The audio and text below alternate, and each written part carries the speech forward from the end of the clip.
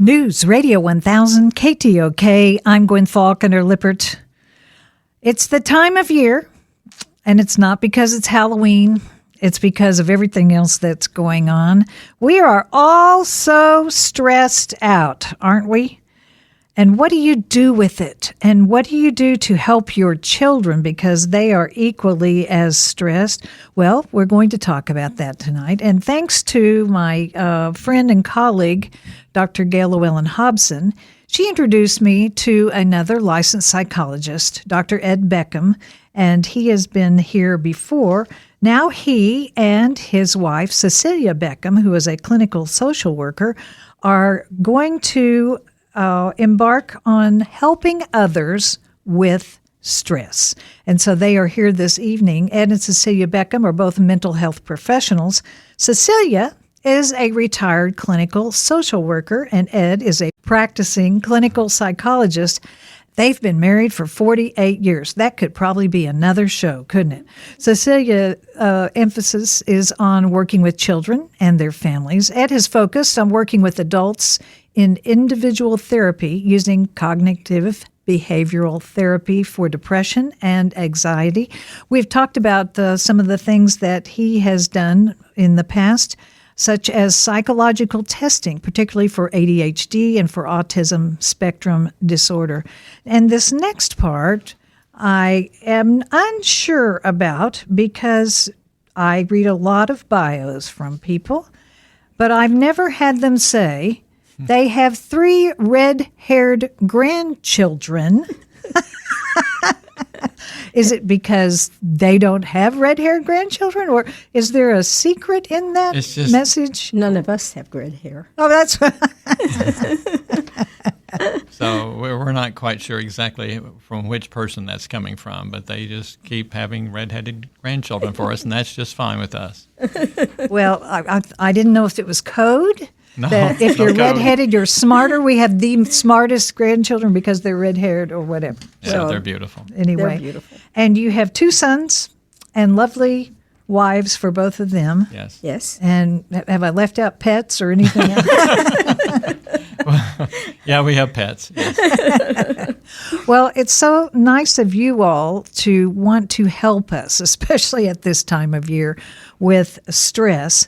And I think how this came to be is that you all have volunteered to do this program or one similar to it on stress at the New Hope United Methodist Church. Right, that'll be coming up sometime this winter. And so I'm honored that you would come here and help me help you promote that. So thank you, Dr. Beckham. Well, it's always fun to come here. It's always good to interact with you. I enjoy it very much. Thank you. And Cecilia, so nice to meet you.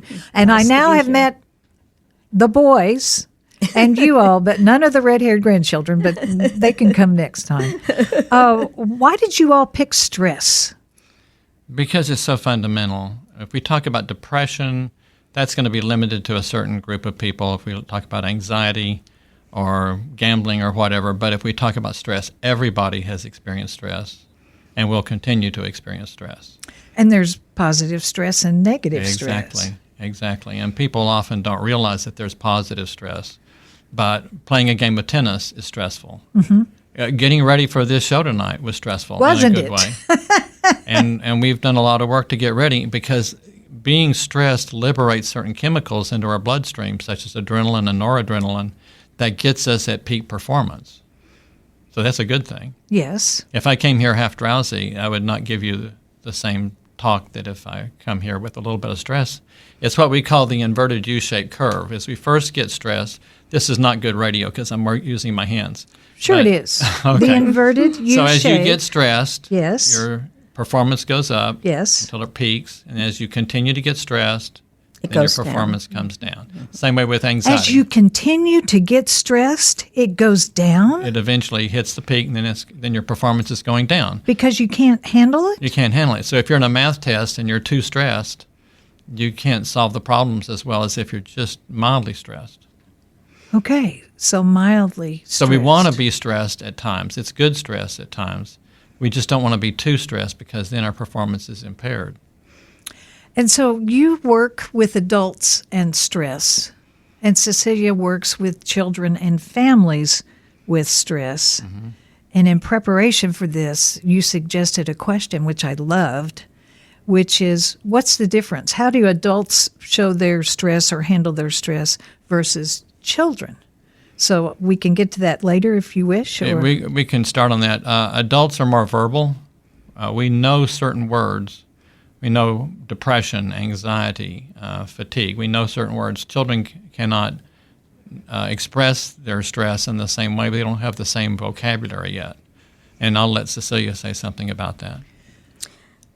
So it is sometimes more difficult to tell when a child is being stressed because you have to look at their behavior. And with preschool children, it's kind of like they're clingy. They have separation anxiety. They regress in their behavior, or they have temper tantrums and oppositional behavior. Elementary age children may have psychosomatic symptoms such as stomach aches and headaches that have no medical basis.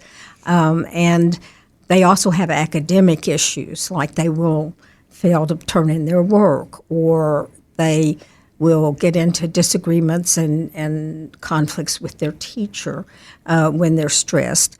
And adolescence is then a whole different ballgame because they are moody and somewhat difficult to read anyway.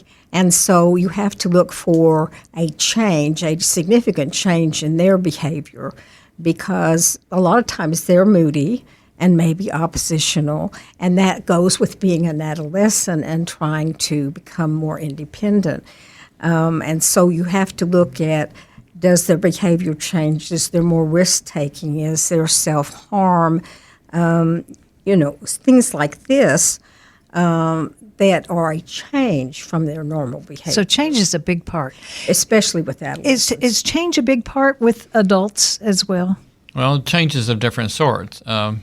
Obviously, a change like moving can be stressful for anybody. Changing a job can be stressful for anybody.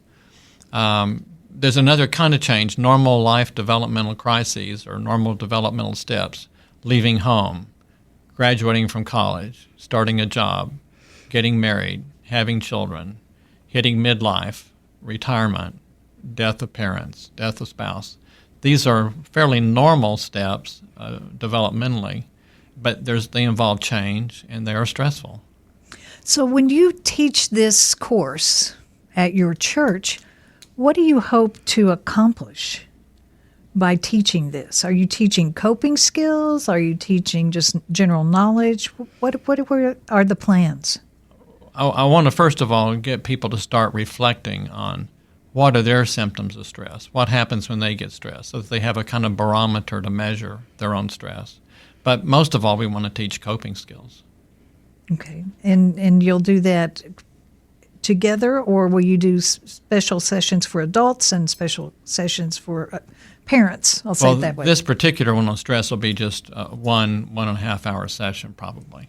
It's not therapy. It's teaching. It's an introductory teaching to help people be aware of things to look for. Yeah. It seems that most people understand that there is stress. Do you run into people that have no idea that they're facing that? Not so much. The word stress has become so widely used. I think people understand that stress is in their life. It's very interesting. As a side note, the word stress originally was brought into psychiatry by Hans Selye. And before that, stress was purely an engineering term. You take a metal and you stress it. An engineering term. And he took an engineering term and made it into a psychiatric or psychological term. And nowadays, you can't get through a conversation without somebody saying, oh, I'm really stressed. You're right. It has become such a ubiquitous part of our language. It is. But do you think we understand it? Well, that's just it. I think there's certain words that have become so broadly used that they mean everything and nothing. For example, the term codependency, that was widely used for a long time, but it meant so many different things that it became unuseful. That's the kind of thing that can happen with stress. So some people equate stress with anxiety, but they're not exactly the same, but they're kind of the same. Some people would equate it with the fight or flight syndrome. They're kind of the same, but not exactly. So, the main thing is just to stimulate people's thinking. And I sometimes joke with patients and I say, we need some words so you can Google it. Yes. Once you have the right words, you can start Googling. That's right. So, and stress is really facing a situation that seems overwhelming to you personally, that you don't feel you have the resources to deal with it. And, of course, what our goal is to give people some tools so that they feel capable of dealing with the stress they're facing. So if you were to give a definition of stress, what would that be? Well, we've been working on that. Here's my definition. I have two different definitions. Okay. One definition is when our environment is making a demand on us that we don't feel like we have the resources to meet it. That's one. Okay. The second is very different definition. Anytime, and this is technical, that our sympathetic nervous system kicks in. Now, the sympathetic nervous system is the fight or flight part of the autonomic nervous system.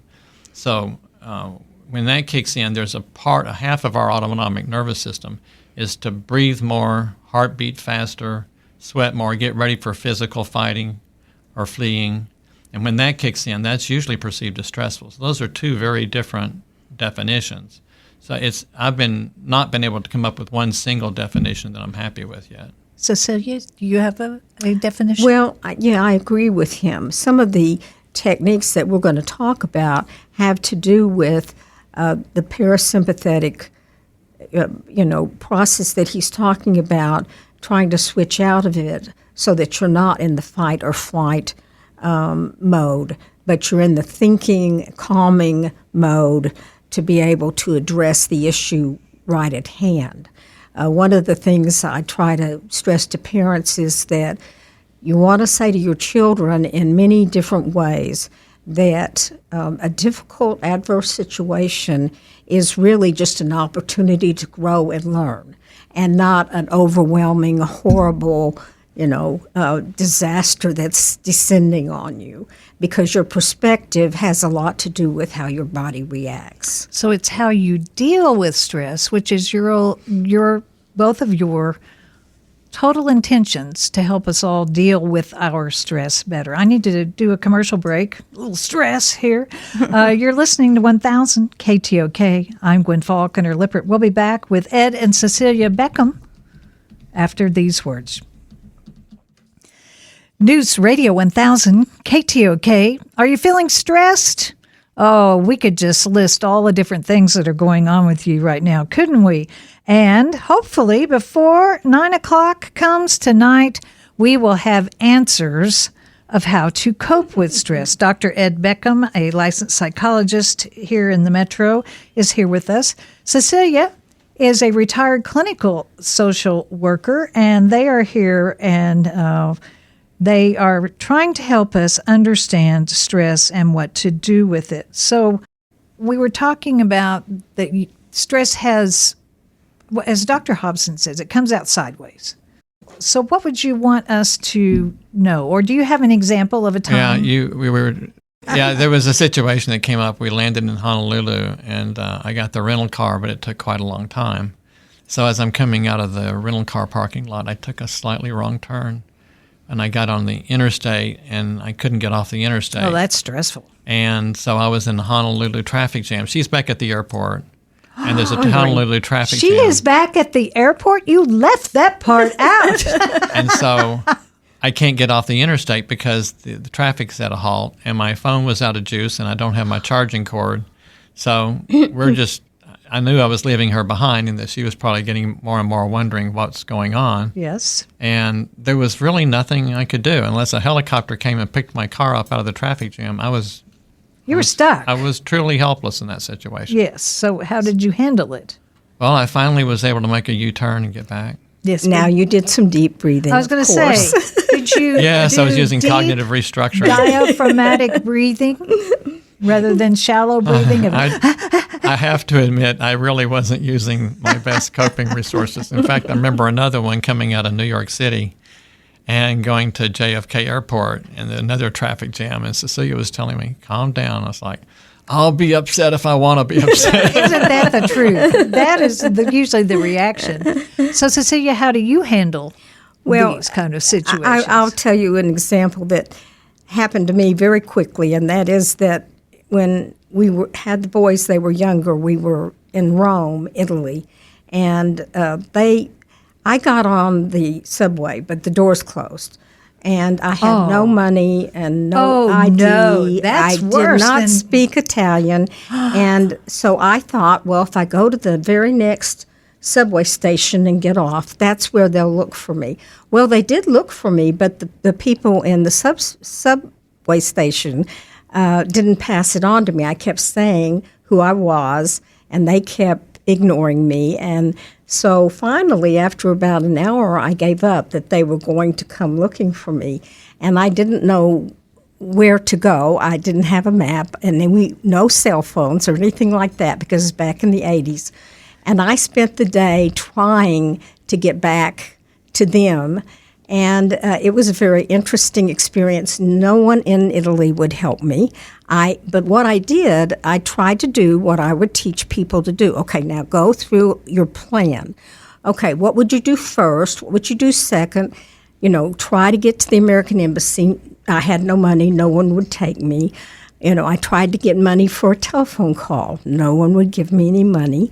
I tried to get the police to take me to the police station. Then maybe I could make a phone call. They would not take me. I finally wandered around circled around until I got to the Vatican. I figured at the Vatican they would speak several languages.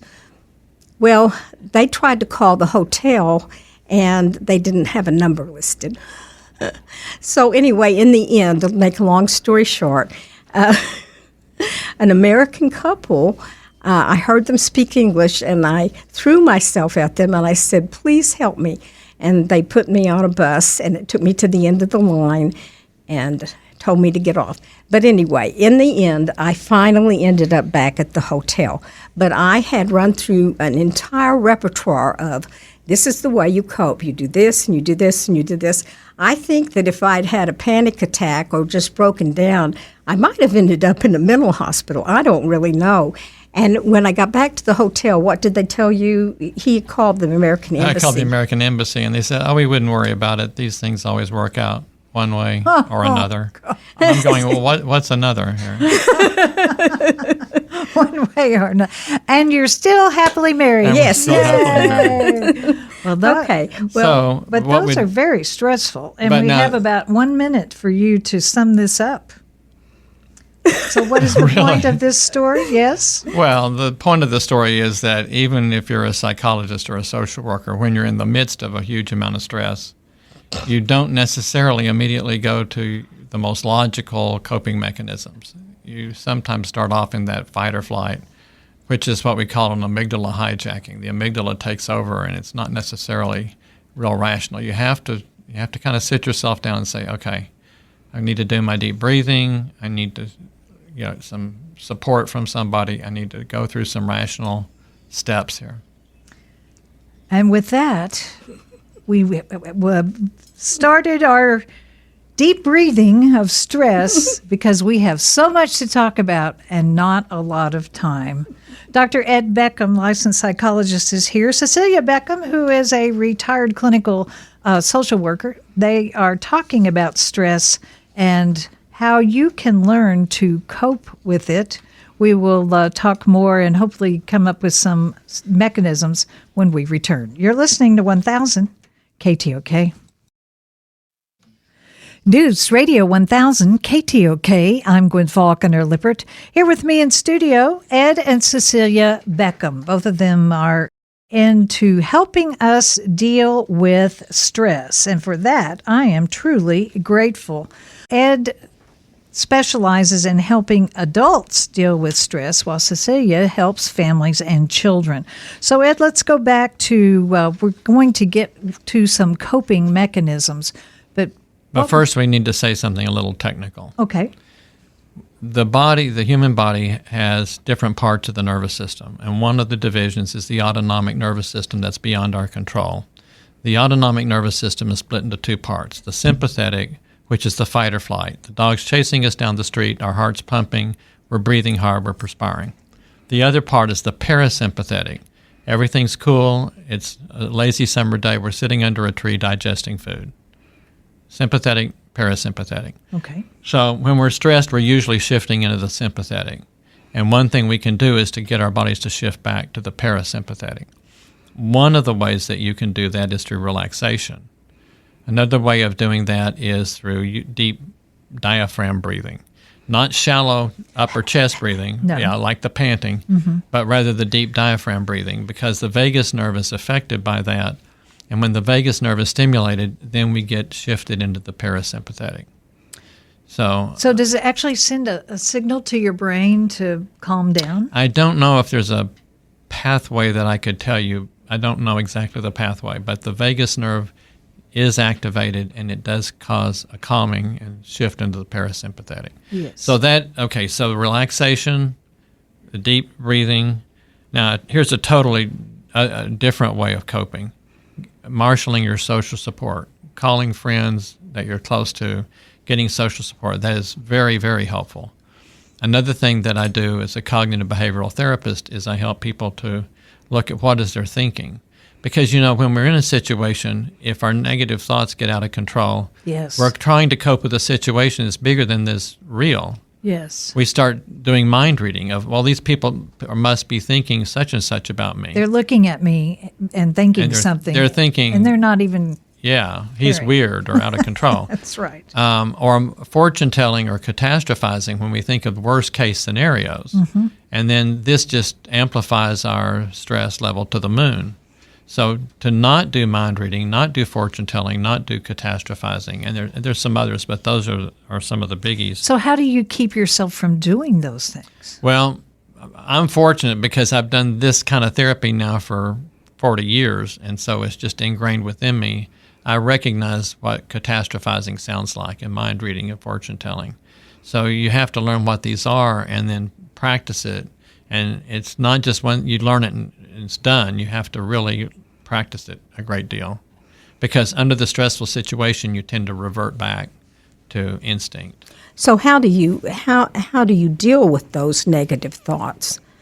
I mean, in general. Right. Well, I mean, what I do with patients, and I've done this so much, I say this to myself. First of all, when we catastrophize, we're thinking a worst case scenario. Absolutely. That could happen, but it's not likely to happen. Worst case scenario happens 2 or 3 times in a lifetime. It doesn't happen every day or week or month or year.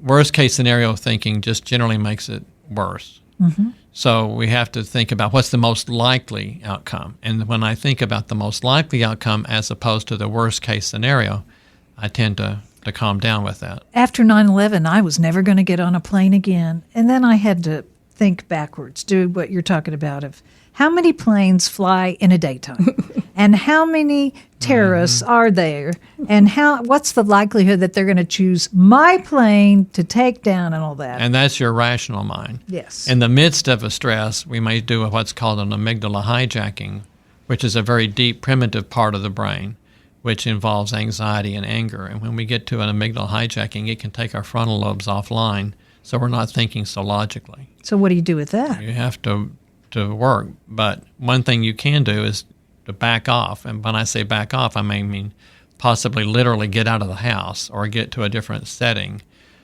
get to a distraction, take a hot bath, something that can distract you until you can get that amygdala to calm down and you're back in your logical frame of mind. My sister had panic attacks, and the way she learned to control them is when she felt it coming on, if she would just get up and walk as hard as she could. Didn't matter if she was at the mall, if she was, and it helped her learn that as well. Right. So are those the kind of things you're going to teach in your class at the church? We'll mention them. Again, this is an introductory type of lecture, but we're certainly going to mention them.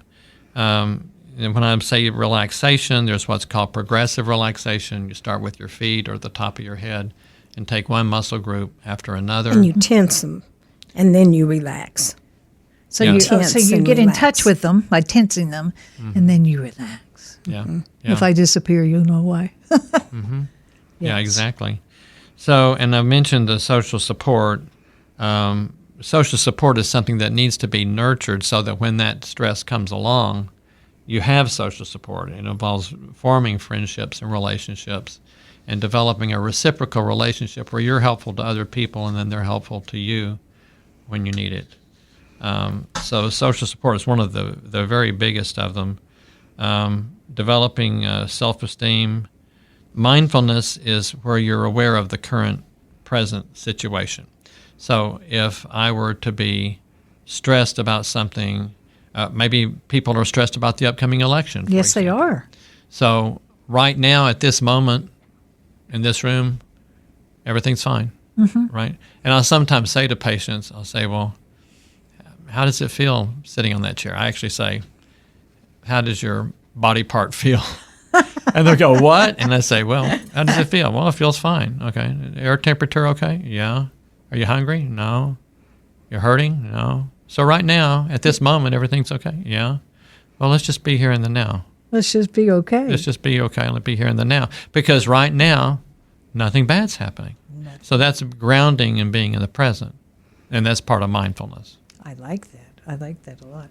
Dr. Ed Beckham is a licensed psychologist in Oklahoma City, and we are talking about stress. He's joined by his wife of 48 years, Cecilia Beckham, who is a practicing clinical psychologist. No, that's what he is. No, you are a clinical social worker. What does clinical mean in 4 words or less? Well, I don't know if I can do it in 4 words or less.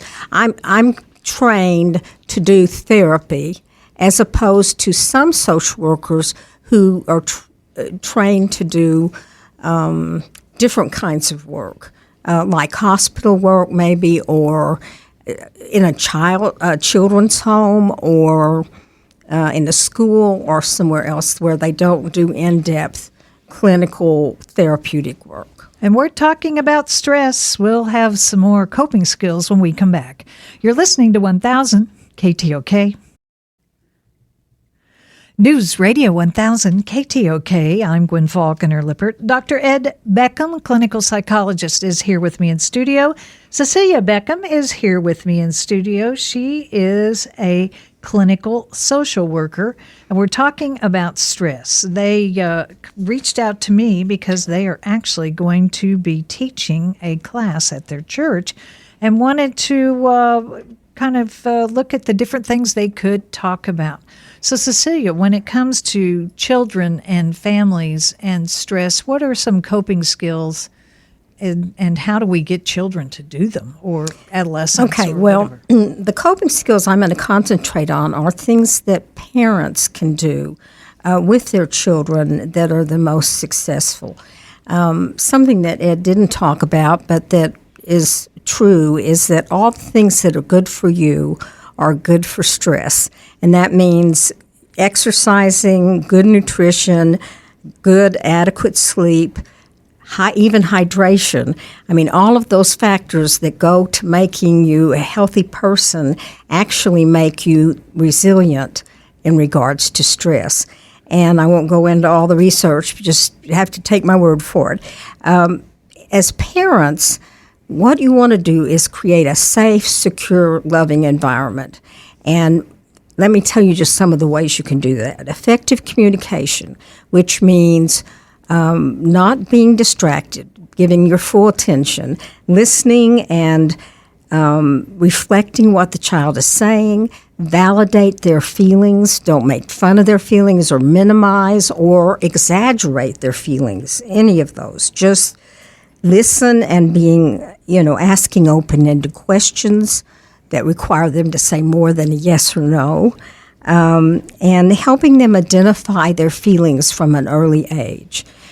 You can start teaching preschoolers how feelings are, mad, sad, etc. And you can use books. You can use art. You can use a lot of creative ways to get children, even as young as 3 years old, to express themselves that will give you some feedback. You want to build resilience, and you want to help them to see, difficult times as challenges that will help them grow and learn, and to develop their strengths and to reinforce their strengths so that they believe in their ability to succeed. Remind them of their successes. And success doesn't just mean, oh, I won the race.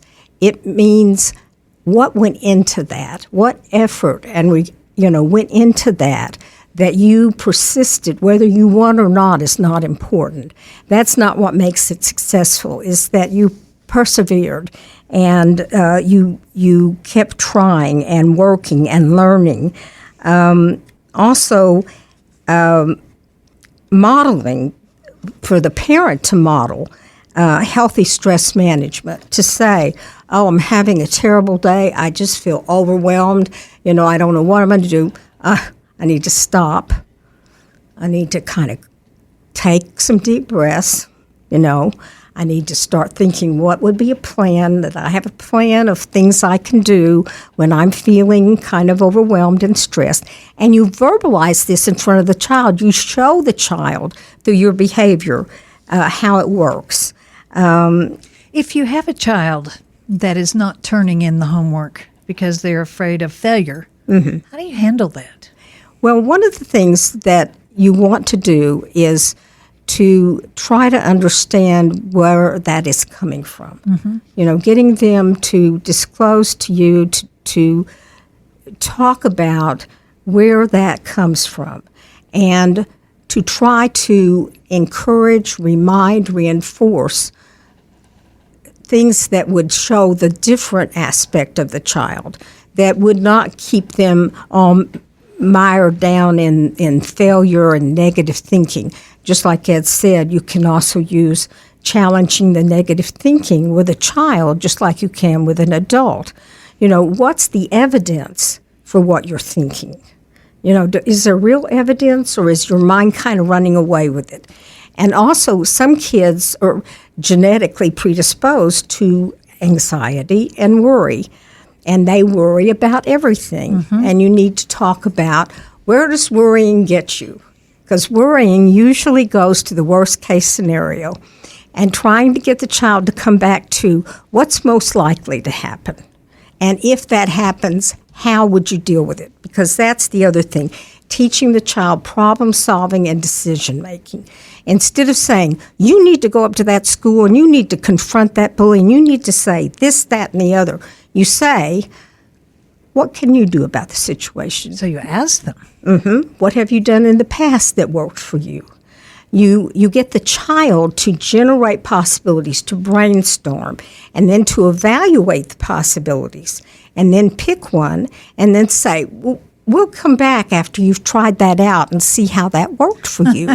And they learn critical thinking and being able to analyze and problem solve, qualities that are going to help them as an adult, not just as a child. But it seems to me that a person needs to be a pretty healthy adult to be able to make a child healthy. Right. That is mentally true. Healthy. That is true. And that's, of course, one of the stressors if you have parents that are either neglectful or abusive, or they have conflict and they're just, involved in their own problems, and you're just kind of on your own. The research shows that if you can find another adult that's stable, and go to that adult, that will help you out a lot. Because good friendships, whether they be with adults or children, are important also. Creating a stable, predictable environment, a routine environment with clear rules and clear consequences. So the child knows, okay, this is where I am, this is what I'm allowed to do, this is what I'm not allowed to do. There are natural consequences if I don't. Talking with them about good choices and choices that aren't helpful, setting clear expectations but not unrealistic ones, because some parents expect child to be, perfect, straight A's. Well, you got an A- in biology, so obviously you're like, not doing your work. Now, if I could interrupt you. So you're saying that children don't necessarily get angry or rebel against boundaries. They may feel comforted by boundaries. Yes, because children know, they have an intuitive sense they're not able to run their lives, that they need someone wiser and stronger and older and more experienced to lead the way. And they want a parent to set guidelines and boundaries. Well, I think people that hear this show will be clamoring to take your seminar at New Hope United Methodist Church on a date to be determined in the future. I thank you both so much for coming this evening. One short last thought, Dr. Beckham? Yes, one short last thought. These procedures have to be practiced. If you wait until the middle of the stress, your body's going to revert back to instinct. So you have to practice and nurture these ahead of time so that when you're stressed, you don't revert back to instinct, that you're able to remember them and practice them. Right. I agree that it's going to be, you got to intervene early, and you've got to practice and model and practice and practice. And one of the things that we didn't get to was just saying limit exposure to social media and to take to the screen time, because I think that's one of the things that's turning out to be most stressful to children. I would definitely encourage parents to be very involved in knowing what their children are getting exposed to, putting restrictions on that, and limiting the time that they spend at the screen. And the parents need to limit their time. Well, as well. yes. So said my daughter. Yes, yes. It's hard to tell your kids when you're constantly got the phone in your face or whatever. That's yes. right. Again, Ed and Cecilia Beckham, I thank you so much. Ed is a licensed psychologist here in the Metro. Do you want to tell people how they can find you? I'm with a group, and I'm at 405-840-9999. And Cecilia, we will look forward to seeing you at the class at New Hope United Methodist Church. Thank you.